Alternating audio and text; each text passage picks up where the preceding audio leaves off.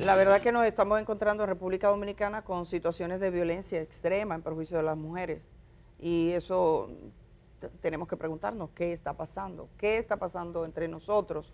De hecho, si nosotros leemos algunos comentarios e incluso vemos gente que tiene micrófono en la boca a comentar sobre los casos, nos damos cuenta que se revictimiza abiertamente a las víctimas, que se ponen en la acera del verdugo. O sea, te pones en la acera del violador tan fácilmente. ¿Qué le pasa a la gente que se mete con 6 tipos a acompañarlos en eso? O sea, usted es parte de ese grupo, de 6, de 7, de 8, que acaban con una mujer indefensa. O sea, uno se queda así como, wow. Y eso puede explicar que de nuestras familias estén surgiendo situaciones como la que vimos en San Francisco de Macorís. Porque el caso de San Francisco de Macorís no ha tenido una notoriedad pública como el de Villa González. El de Villa González vino animado por todo el tema de las imágenes. En San Francisco, afortunadamente, no quedaron imágenes. Y digo afortunadamente porque acaba con la vida de la gente también. Ahí fue una niña de 13 años la víctima, estaban con otras niñas en una casa y un grupito de 5, según el testimonio y lo que se ha recogido ahora, incluyendo 2 jóvenes que empiezan la vida, porque esos 2 muchachos que están ahí tienen 19 y 18 años, están comenzando a vivir. A los 18 años, a los 19 años, son muchachos pero que han bebido de una cultura de violencia en perjuicio de la mujer y pensar que las chicas son nada, que no importa y que me puedo reunir en trulla para hacer estas cosas. Esa es la abogada, la chica, que ella es del Ministerio de la Mujer. Pues ayer dictaron prisión preventiva para esos 2 jóvenes en San Francisco de Macorís. Ellos fueron arrestados, tienen un caso que es evidentemente grave, ellos niegan su participación, pero el Ministerio Público dice que hay. De adulto. Sí, porque ellos son mayores, ya son 18 y 19. Ahora bien, hay 3 jovencitos, 2 de 16, 1 de 14, y muchos se preguntan, ¿qué pasa con los jóvenes? Porque todavía, los adolescentes, todavía no ha pasado nada, no se le ha sometido. Yo tengo entendido que viene un proceso para ellos, pero ese proceso ha venido animado por el escándalo público de Villa González. A mí me parece que en las fiscalías locales, las unidades de violencia tienen que actuar con prontitud y mandar un mensaje claro. Cuando se tardan en los mensajes, cuando la gente pasa trabajo, como en Villa González porque se regó el pueblo y salió a la calle. Pero ¿cómo es posible que le digan que no hay pruebas cuando usted está mirando ese video? No era suficiente prueba cuando la víctima te está diciendo, ¿qué más pruebas tú quieres? O sea, que lo inventemos otra vez para ver cómo es, que tú lo tengas. ¿Cuál es el sentido? Uno se pregunta. Y en el caso de San Francisco, yo honestamente he estado preguntando qué pasa en San Francisco. Pero los muchachos, aunque son menores de edad, miren, no solo por la víctima, sino por el bien de esos muchachos. Ellos tienen que pagar la consecuencia de lo que hicieron. Entonces, eso tiene que ir necesariamente a juicio. Y decir que saludo a los periodistas de San Francisco que evitaron propagar el nombre de la víctima. Yo sé que converso con periodistas allá, con comunicadores que han estado con los padres, que saben quiénes son, y no han sacado el nombre de la víctima porque es menor de edad, lo han respetado. En el caso de la joven de Villa González, pienso, en una oportunidad estuve hablando con varios jueces y los jueces tomaron una decisión de poner, en casos de menores, las iniciales. Yo creo que el Ministerio Público, en caso tan grave como el de Villa González, no debió suministrar los 2 nombres y los 2 apellidos de esa muchacha, de la manera en que lo hizo en la solicitud de medida de coerción, porque se sabe que es un documento con una profunda vocación pública, sobre todo tomando en cuenta que hemos visto incluso abogados de algunos de los imputados que no respetan a la víctima, que no tienen el más mínimo sentido de respeto. Entonces, riegan todo, la identidad de las víctimas. Aquí debería existir un protocolo para aquellos casos, sobre todo aquellos casos que están llamados a ser profundamente mediáticos, porque a esa muchacha no le están dando la oportunidad de rehacer su vida en el futuro. Se lo digo a los medios de comunicación, hay muchos medios de comunicación que han cambiado el nombre, uno lo dice todos los días, compañeros de uno lo hacen delante, uno lo está hablando y mientras uno lo está hablando hay gente que escribe nombre y apellido completo que pone no el nombre del papá, el nombre del papá, el nombre de la mamá, la cara de la mamá, la cara pone del la papá. dirección, nosotros Todo, tenemos que estar corrigiendo ese tipo de cosas todos los días. Como tú dices, Edith, como que no hay un sentido como, mire, colegas, Si usted pone el nombre del papá y de la mamá, evidentemente está identificando al niño. En un pueblo pequeño. En pueblo pequeño, en el barrio todo el mundo se conoce. Pero en la persona en la calle tal, número tal. En la persona adulta como Villa González, tú deberías tener cierta consideración, claro, que esa muchacha no le está dando derecho al olvido, aunque yo he visto gente que da vergüenza con un micrófono que está cuestionando a la víctima. Yo pienso, es como si la víctima, y lo ha dicho, y tengo una foto y lo doy paso a Amelia ahora, pero tengo una fotografía que la voy a mostrar en un momentito, después de Amelia, de algo que pasó en Francia, donde la víctima dice, yo siento que yo fui que los violé. Esos 50 hombres que están ahí, ellos son las víctimas. La culpable, según estos abogados aquí, soy yo. Entonces es increíble. Mira, y simplemente apuntar, Edith, en adición a lo que acabamos de decir, con relación a los menores involucrados en el caso de San Francisco de Macorís, porque es que increíblemente estamos hablando de 2 casos de violaciones a mujeres, es más, a una adulta y a una niña, que diga, vamos a reforzar eso, estamos hablando de una niña de 13 años, cuyo caso fue registrado el 13 de agosto, el mismo día porque terminó en un hospital y de inmediato se pudo detectar lo que había ocurrido. En el caso de los 3 menores de edad, tal y como tú dices, tiene que haber consecuencias. El hecho de ser menores no los exime de responsabilidad y por el contrario, le corresponde a las autoridades el que haya un proceso donde ellos sean sancionados conforme a la edad que tienen. República Dominicana no tiene hasta ahora, y dijimos que lo íbamos a investigar si el nuevo Código Penal hacía cambios, pero hasta ahora los menores son juzgados de manera distinta a los adultos. Pero lo que ellos acaban de hacer, o por lo menos lo que se entiende que hicieron, es una violación a una persona. Eso es un caso grave y de no tener las consecuencias establecidas en la ley, ¿qué vamos a esperar de esos jovencitos en el futuro si no entienden de la gravedad del caso en el que se involucraron? Entonces, por eso las sociedades incluso tienen que abogar porque se pueda reformar la conducta de una persona. Mientras más joven, tal vez hay más posibilidades haciendo una intervención adecuada, pero obviar su participación porque son menores de edad no es una opción. El Ministerio Público yo creo que está siendo muy pasivo con relación a estos 3 jóvenes, o por lo menos la actitud que hemos visto hasta ahora ha sido pasiva. Esperemos que las autoridades, digamos, que agilicen el paso en este caso. Todo el mundo se ha consternado con lo que ha pasado en Villa González, la difusión de las imágenes de forma masiva que todavía perdura. Debo decir, he visto 2 programas de canales que forman gente que se sienta a hablar, que promueven abiertamente la difusión de las imágenes en canales de Telegram. Yo sé que existe una policía digital, el Ministerio Público y la Policía Nacional cuentan con las herramientas, porque si yo dígame usted, yo sola, o sea, mirando eso, o sea, y lo veo, solo hay que procurar tener ojos para ver las cosas. Entonces, ojalá procedan todos esos programas que promueven la difusión de las imágenes de forma literal, que están haciéndolo. Cuando la Procuradora General de la República llamó a las imágenes, no fue que les dijo que le van a dar un bizcocho si la dejan, es que uno espera que se procese. Hay que dar un ejemplo, no importa quién sea, si usted se pone en posición de promover esas imágenes, está violando la ley. Entonces a la gente, yo no entiendo por qué hay gente que entiende que eso es un contenido necesario. Ayer alguien me hacía una pregunta y me decía que a la gente le gusta. Yo no quise discutir el tema, pero eso no es verdad. Es una miseria, es como si el país fuera un vertedero. O sea, asumen que sus audiencias son parte de un vertedero y la gente es mucho más que eso. La gente inteligente, la mayor parte de la gente de este país respeta.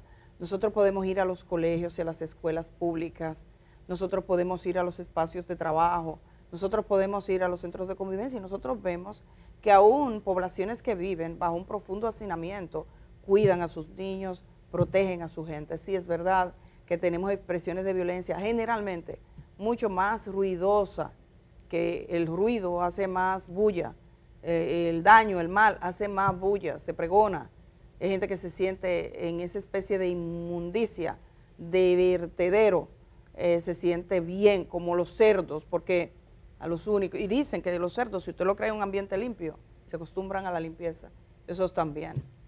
Entonces, ayer al presidente le preguntaron, yo creo que él utilizó una palabra oportuna cuando habló de esos jóvenes, que son 7. Aquí tenemos identificado al 7º. El Ministerio Público ha identificado al 7º hombre que está en condición de prófugo, participante en esa aberración. Su nombre es Eris Castro Álvarez o Heriberto Castro Díaz Álvarez, conocido como Pochón, de ahí mismo, de Villa González. Pochón está prófugo, el Ministerio Público en su solicitud de medida de coerción lo ha identificado, por lo tanto el número se incrementa de 6 a 7. Cuando al presidente le preguntaron ayer, esto fue lo que dijo. Primero que esos no son hombres, son salvajes. Son salvajes y cobardes. Y yo espero que todo el peso de la ley recaiga sobre esas personas, que es incalificable.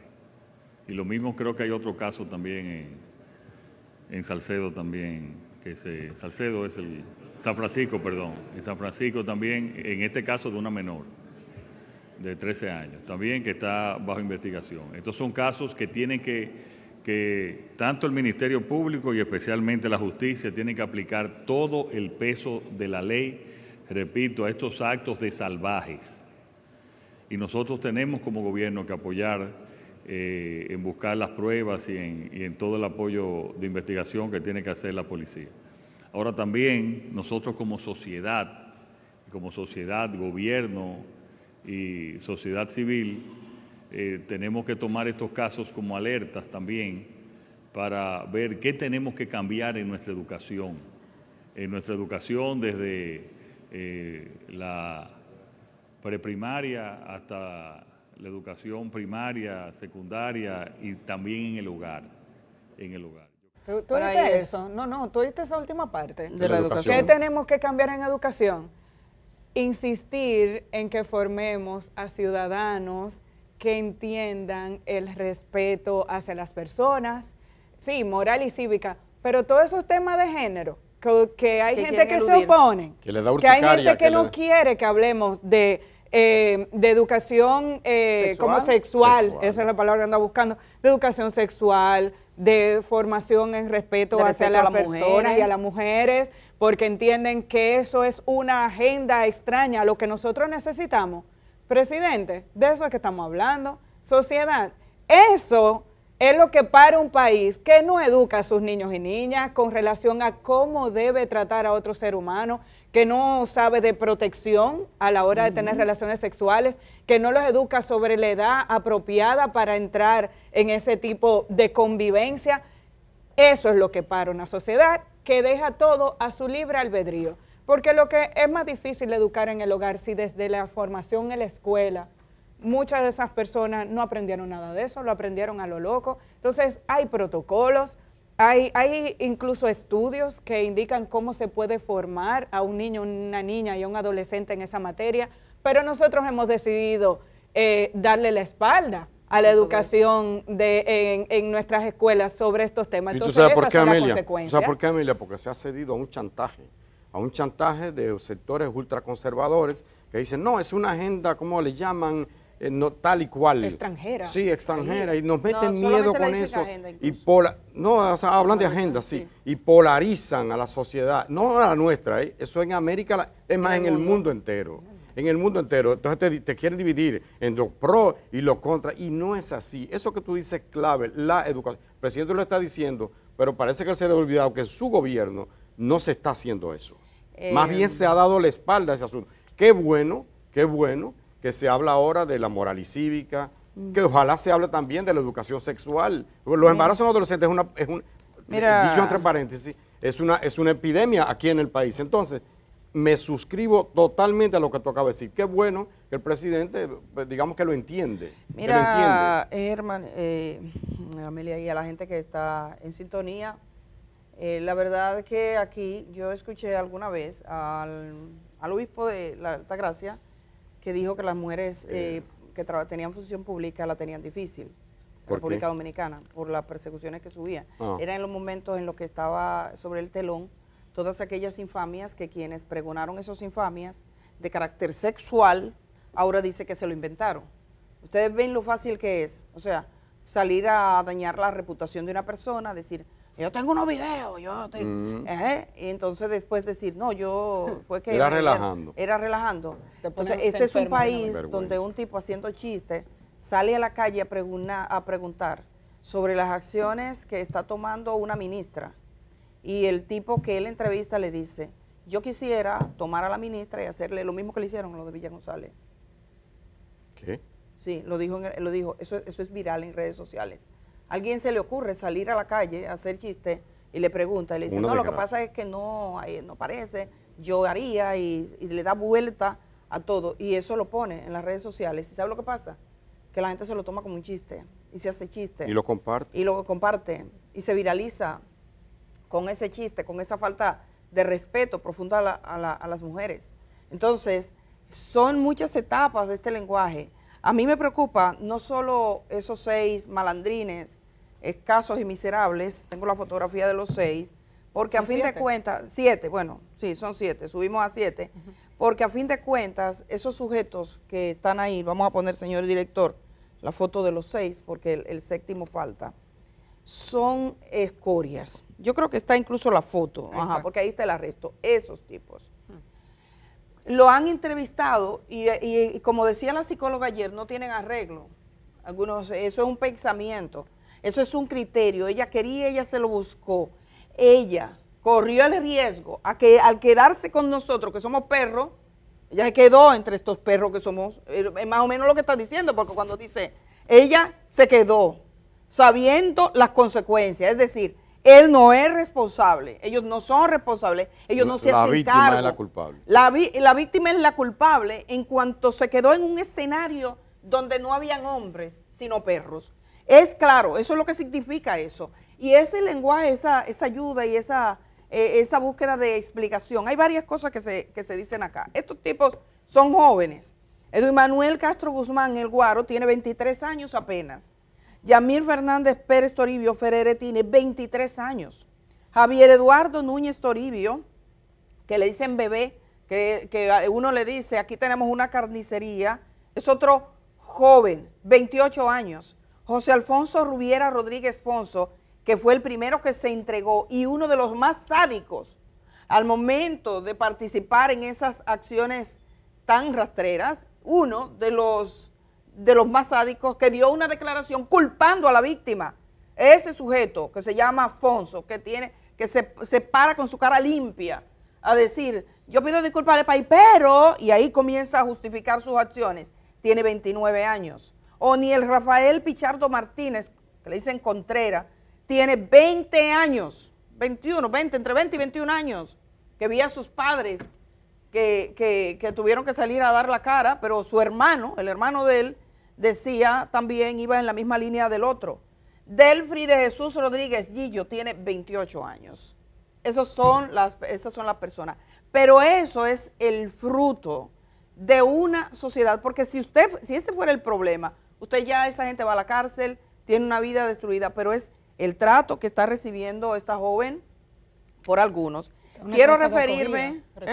que ha sido llevado a una casa de acogida. Sí, ella está en una casa de acogida. Como una forma también de empezar Pero a ella tiene madre, acompañamiento, tratamiento. Sí, tiene madre, tiene padre, tiene familia. Y la gente, cuando usted no tiene nada que aportar, eso de especular sobre el dolor ajeno, eso es una tarea, díganme, no fructifica. A los abogados de los imputados, que he visto algunos que están tomando el derrotero, quiero decir, hay alertas de que tienen más videos, que tienen al menos 5 videos más. Hay una línea que parece que se monta en culpar a la víctima. Hay una abogada que se hizo famosa en Francia. Ella fue la abogada de una mujer que voy a poner en pantalla, Giselle Pelicot. Giselle Pelicot, un día, estaba casada por 50 años con el marido de siempre, de toda su vida, padre de sus hijos. Señor director, he compartido esas fotografías. Esa es Giselle. Giselle se convirtió en un símbolo en Francia. El marido la drogaba. Porque el marido la drogaba cada vez que podía. Y durante 10 años esa es la hija. Quedó documentado, esa es la hija, quedó documentado en fotografías y en videos que a su casa él entraba hombres y llegó a entrar por lo menos que estuviesen en videos 50 hombres por 10 años. Entre esos hombres habían funcionarios públicos de ese pueblo, habían médicos, habían vecinos, había gente que iba todos los domingos a la iglesia y abusaron de esa señora. Esa señora tenía la posibilidad, porque en Francia sí se estipula, de hacer un juicio privado, sin que le vieran la cara y sin que supiera su nombre. Pero se paró ante un juez y dijo, la vergüenza cambió de bando. Los que tienen que tener vergüenza de lo que han hecho son ellos. Los 50 hombres fueron condenados y el ex marido fue condenado a 20 años. En ese juicio fue gente que decía, estos que están aquí son buenos hombres, padres de familia, educan a sus hijos, van a la iglesia. Y ella se paró y dijo, sí, estamos hablando de hombres comunes, los que violan son gente que están entre nosotros y que son hombres comunes, pero son violadores. Algunos abogados llegaron a preguntarse, y esa grabación no es suficiente como la que están haciendo algunos ahora, que los he visto ya comenzar esa campaña, retrocedan porque no es decente. A esos abogados, porque cuando un hombre en este país se para frente a un micrófono, se para frente a un periodista y defiende la acción que está contemplada en esos videos, está diciendo, bueno, esto es normal, si un hijo mío se mete ahí, yo le daría un premio porque él está actuando bien. Le está diciendo a los jóvenes de este país que ese es un comportamiento que él como letrado asume. Todo el mundo tiene derecho a la defensa, pero hay maneras de asumir una defensa y ser decente. No tienes que volverte perro con los perros para tú decir, mira, esto está bien. Tú dices, no, la gente necesita una defensa, es necesario escucharlo, es necesario ver sus circunstancias. Pero cuando veo una cantidad importante de hombres que comenzaron a hablar ayer, a caerle encima a la víctima, pienso en Giselle Pelicot. La abogada que más decente se portó fue la abogada de Dominique Pelicot. Yo creo que está la fotografía de Dominique, que fue el sujeto que articuló un sistema parecido al de acá. Pues le llamaron la sumisión química, está de moda la sumisión química. La utilización de medicamentos y de drogas para anular la voluntad de la víctima, la sumisión química. Esa señora que está ahí duró 10 años siendo abusada y nunca se enteró. Se enteró, ¿saben cuándo? Cuando la policía le llamó y le dijo, señora, siéntese, lamentamos informarle que hemos descubierto esto. Cuando le pusieron las imágenes, ella dice, mi mundo se derrumbó, porque ella confiaba en su marido. Entonces, la sumisión química, eso que se incapacita, y yo veo gente que dice, ¿cómo es posible? ¿Cómo es posible? Porque uno tiene que recordarse de algo. O sea, salen muchos que es siempre cuestionar a la víctima. La otra cosa es, siempre, eso sale aquí, sale en México, sale en Francia, salió en Estados Unidos. En Estados Unidos, las gimnastas estadounidenses sometidas a abusos sexuales por su mentor, por el médico, que fue condenado posteriormente. Hay gente que se preguntaba, ¿y por qué lo informaron tan tarde? O las actrices que grababan las películas más famosas de la historia, muchas de ellas, su vida se destruyó porque no sucumbieron a la condición que le ponía el dueño de la principal compañía que grababa las películas. En Estados Unidos ese tipo está guardando prisión y ahí están los testimonios y eran actrices poderosas. Les hizo la vida nada a muchas de ellas, a otras las abusó sexualmente. Es una corriente que pasa con la idea de lo que es ser mujer y de lo que es ser hombre.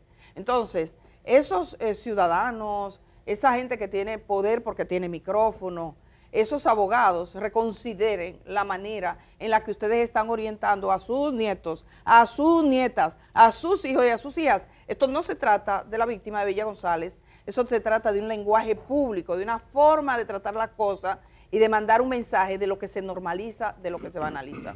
¿Cómo es posible? ¿Cómo es posible que gente vieja, usted la vea tomar un micrófono y usted cebarse en una víctima indefensa? Eso habla mucho.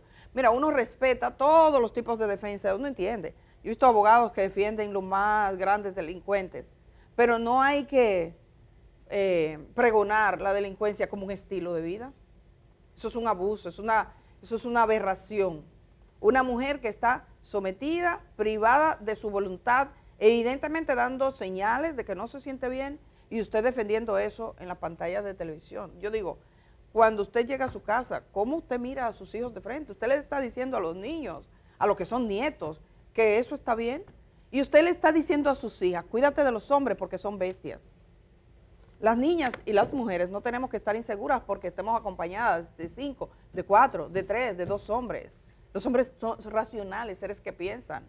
Y nosotros tenemos que educar para que nuestros hijos, nuestros nietos, nuestros hombres de nuestro país sean menos violentos, sepan que las mujeres no son su propiedad, que una mujer puede terminar una relación así como usted puede terminarla y que más para adelante vive gente y que usted puede ser feliz, que esa brutalidad a la que hemos llegado, que muchos hombres entienden que es un pacto con el diablo, que si usted se va a separar, usted tiene que matar, como el viejo de ayer, que abusaba todos los días en San Francisco de Macorís, le daba paliza a esa pobre mujer. Y a las familias, cuando ustedes vean señales de violencia y de alerta, cógenselo en serio. Ah, no, él no es capaz. En la sociedad dominicana se está diciendo todos los días que se es muy capaz de llegar hasta lo último. Yo quisiera, y en eso quisiera invitar a la gente joven que tiene redes sociales, a los que tienen programas de televisión, a los mismos medios de comunicación, a la gente que se entienda, y ese es un debate necesario, que no se hace esto para añadir más sufrimiento al que sufre, que se puede aportar algo decente y al futuro, que nosotros batiéndonos en ese lodazal, no superamos a los cerdos y podemos hacerlo. Podemos hacerlo. Es muy triste lo que estaba mirando ayer y ojalá y la gente decente que hable, porque hemos dejado que el mundo se llene de ese estiércol. Hemos dejado que parezca que la vida es así y uno sabe que la vida no es así. La mayor parte de los hombres no actúan así. Hay que ponerle un pare cuando usted ve eso. Vamos a ir a la pausa. Ojalá eso cambie. Vamos a ir a la pausa y cuando regresemos estamos hablando de Venezuela y de otros contextos internacionales con Elvin Calcaño.